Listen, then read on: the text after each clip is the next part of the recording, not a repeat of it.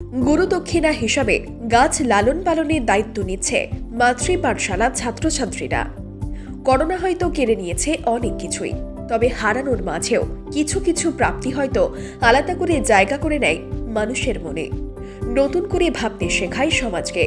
যার অন্যতম উদাহরণ মুর্শিদাবাদের ইসলামপুরের মাতৃছায়া পাঠশালা, নাম Ashraf Unnesa education and education academy, যারা নিঃশব্দে করে চলেছেন সমাজ করার কাজ। গত 2 বছর সমস্ত শিক্ষা প্রতিষ্ঠান বন্ধ থাকার কারণে চিন্তায় পড়ে গিয়েছিলেন অভিভাবক থেকে শুরু করে সমাজবিদরা। কিন্তু তার মধ্যেও ইসলামপুরের নসিহতপাড়ায় বাচ্চাদের নিয়ে খোলা জায়গায় বিনামূল্যে পাঠদান চালিয়ে গেছে মাতৃছায়া পাঠশালা।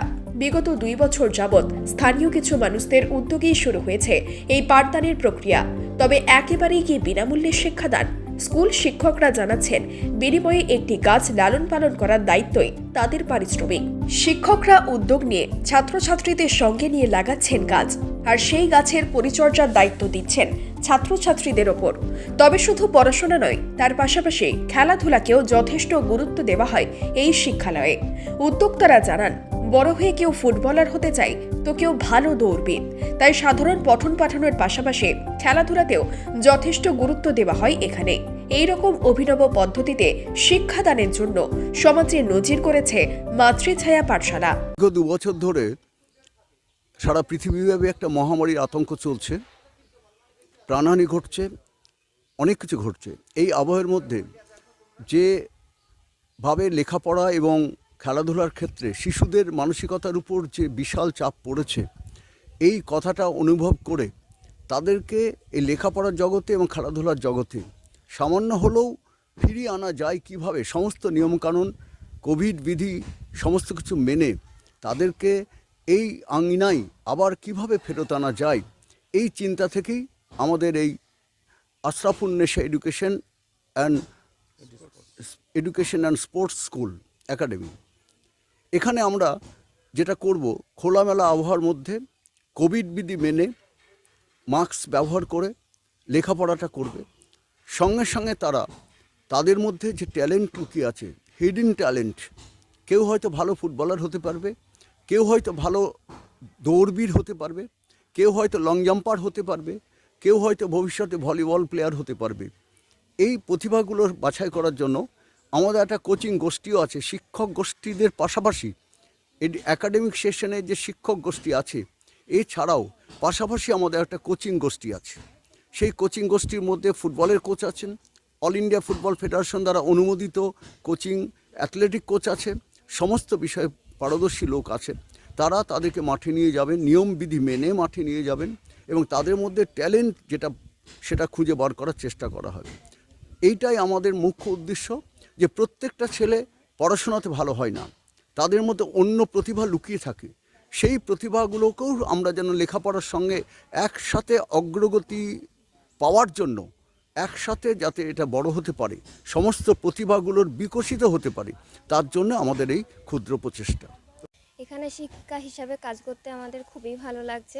এটা একদম নিঃশুল্কমূলক হিসাবে আমাদের এখানে স্কুলটা করা হয়েছে। এদেরকে হাত বাড়িয়ে দিয়ে এই স্কুলটাকে সাহায্য করতে পেরে এবং এই ছেলে মেয়েদেরকে পড়াতে পেরে আমাদেরকে খুবই ভালো লাগছে, এবং এইভাবে যেন স্কুলটার সঙ্গে আমরা যুক্ত থাকতে পারি এবং ছেলে মেয়েদেরকে আমরা খেলাধুলার মাধ্যমে বা পড়ার মাধ্যমে যেন আমরা তাদের লক্ষ্যর দিকে পৌঁছে দিতে পারি, সেই চেষ্টাই করব। এই যে দীর্ঘদিন ধরে লকডাউনের জন্য এই লকডাউনে ছেলেমেয়েরা স্কুল থেকে পিছু হয়ে যাচ্ছিল, সেইখান থেকে আমরা কিছুটা হলেও সেই জায়গাটা আবার ফিরিয়ে আনার চেষ্টা করছি। ছেলেমেয়েরা পড়াশোনা থেকে অনেক দূরে চলে যাচ্ছিল, সেই সূত্রে যে আমরা হালকা কিছুভাবে হলেও আবার সেই পড়াশোনার দিকে আসতে পারছি।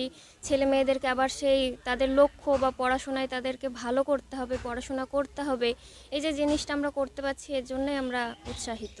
আমরা এখানে নিঃস্বার্থভাবেই কাজ করছি। মানে আপনাদের কোনো বেতন নেই? না, এখানে আমাদের কোনো সহযোগিতা বা ছেলে মেয়েদের কাছ থেকে পারিবারিক কোনো আর্থিক সহযোগিতা নিই না। এখানে আমরা নিঃস্বার্থভাবে এবং কোনো আর্থিক সহযোগিতা ছাড়াই আমরা ছেলে মেয়েদেরকে উৎসাহিত করছি বা পড়াচ্ছি। আপনার নাম? শাহমিদা মণ্ডল, আমি ফিজিক্যাল এডুকেশনের টিচার। আমি এখানে এই প্রথম পড়া শুরু করেছি। তো 3 বছর লকডাউনের জন্য আমরা পড়াশোনা করতে পারিনি, আমাদেরকে বাড়িতেই বসে থাকতে হয়েছে এবং আমাদের এই যে স্যারেরা এবং শিক্ষক শিক্ষিকারা আমাদেরকে বাড়ি বাড়ি পাড়াগ্রাম থেকে নিয়ে এসে আমাদেরকে এই নিঃশুল্ক সেবামূলক ভাবে পড়াশোনা করাচ্ছেন। এতে আমরা পড়াশোনা করতে পারছি, আর যতটুকু আমরা পড়াশোনা করে জ্ঞান লাভ করে উন্নত হচ্ছি। লকডাউনের পর তো যেহেতু আমরা সবাই পড়াশোনা সব কিছু বন্ধ আছে, তাই এই যে পড়াশোনা হচ্ছে এতে আমরা যতটুকু উন্নতি হচ্ছে তাতে আমরা অনেক খুশি আছি এবং আমরা সমৃদ্ধশালী হয়ে উঠছি পড়াশোনা করে যতটুকু করে পারছি। তো তোমাদেরকে কোনো পড়াশোনার জন্য ফিজ নেওয়া হয়, পয়সা? না, এখানে নিঃশুল্ক সেবামূলকভাবে পড়াশোনা করানো হয়। আর তাছাড়া তোমাদের জন্য কি কি ব্যবস্থা করেছে স্কুল? খাওয়া দাওয়ার কোনো কিছু? হ্যাঁ, আমাদের জন্য অনেক ব্যবস্থা করেছে। আমরা এখানেই স্কুলে আসব, ক্লাস করব, এখানেই টিফিন নেব, এখানেই 12টার সময় আমাদেরকে খাওয়া দাওয়া দেওয়া হবে এবং তারপরে আমরা পড়াশোনা সারে খেলাধুলা করে এখানেই সব কিছু করে আমরা বাড়ি যাব এখান থেকে। তোমার নাম? আমার নাম আফরিন নাজ। কিসে পড়ো তুমি?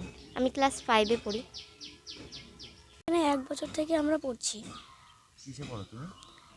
আমি এখন পড়ছি ক্লাস 5-এ। তো তোমাদের এখানে কি কোনো টিউশন পড়াশোনার জন্য ফিজ নেওয়া হয়? না, আমাদের এখানে ফিস নেওয়া হয় না। এখানে পড়তে ভালো লাগে? হ্যাঁ, তো দীর্ঘদিন যে স্কুল বন্ধ ছিল, তোমাদের কতটা অসুবিধা হতো স্কুল বন্ধর কারণে? আমাদের পড়তে অসুবিধা হতো। তো এই স্কুলটা চালু হওয়ার পরে কতটা সুবিধা হবে তোমাদের? আমাদের অনেকটা সুবিধা হবে এবং আগে যাওয়ার অনেক ব্যবস্থা করা আছে আমাদের। তো খেলাধুলা হয়? হ্যাঁ, আর কি কি হয়? খেলাধুলা হয় এবং পড়াশোনা হয়। স্যাররা কি কি কি করায় তোমাদেরকে তাছাড়া? স্যাররা ব্যায়াম করায় এবং পড়াশোনা। তোমার নাম? আমার নাম হলো এমডি আতিফ।